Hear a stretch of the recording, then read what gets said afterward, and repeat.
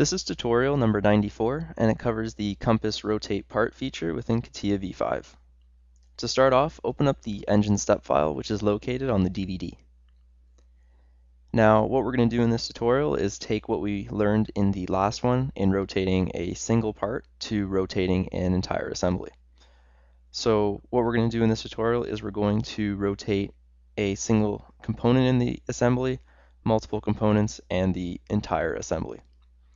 So again, like what I said in the last tutorial that we need an axis to rotate about, we're going to do exactly that in this tutorial too. So we're going to create an axis through the center here that we're going to rotate the entire assembly around. And again, I can't emphasize exactly how important this is, because if I didn't have an axis there, when you try to throw it in there, you're going to get different results every time. And to be precise and consistent every time, create the axis that you want to rotate about. You can use an edge too, but if you want to rotate through, say, like a circle, get that center circle's axis in there and rotate about that. So to put a center circle, you have to figure out which a center line to rotate about for your axis. You have to figure out which component it is that you're going to use. So in this case, we're going to be using the engine block. So we're going to put a center line axis down the engine block through the circle there. So what you're going to have to do is right click and open it in a new window. Now when you open it in a new window, make sure that you're in the generative shape design. So go to Start, Shape, Generative Shape Design, and we're going to use the tools in here to create that line. So let's click the point, make sure that you have for point type circle, and choose the circle on this side, click OK, and then do the same for the back. So click point, choose circle for point type, and choose a circle at the back, click OK. So now you have your 2 points at either end, and what we're going to do is connect it with a line.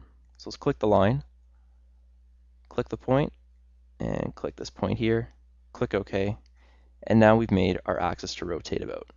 So again, now we have a precise center line axis to rotate about rather than guessing and throwing it in the area and getting different results every time.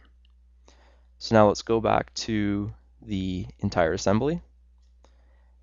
So now we have our axis line, so let's throw our compass on it. So zoom into it and throw the compass and make sure that it's right on it. You'll know when it's on it when it snaps to that line. And let's double click and go into the properties.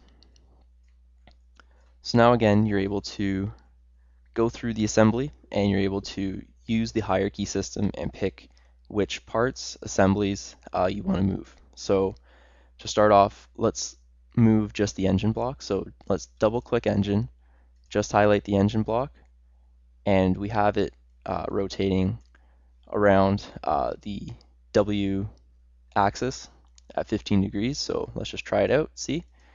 And you can see how the whole block is rotating 15 degrees every time we click. And again, you can do the same thing if you click on the plane and you can rotate about it too. Now let's do the entire assembly. So highlight everything. And once you have everything highlighted, start rotating everything around. And everything's going to rotate. And again, we can do this to a smaller assembly. So double click the alternator here. And we're still going to use this as our axis point. Open it up and let's just rotate this one guy. And you can see that only he is rotating. And as we select both, we're able to rotate both at the same time. So again, this works by using this axis that we've created. And this is going to create a consistent axis. So every time we go to rotate, it's always going to be the same result and the same rotation that you get. So in these tutorials, I've showed you how to use the compass and how to translate and how to rotate all of your parts and assemblies by using the hierarchy, and how to select it and how to set it up. So again, this is a really good tool. You're going to be using it a lot for sure, no matter what. the more practice you get, the better you'll be at selecting your hierarchies and figuring out what you need to select to get the results you want. So all I can say is practice makes perfect, so you're going to need to practice on it. And that concludes our tutorial on how to use the compass rotate assembly feature within CATIA v5.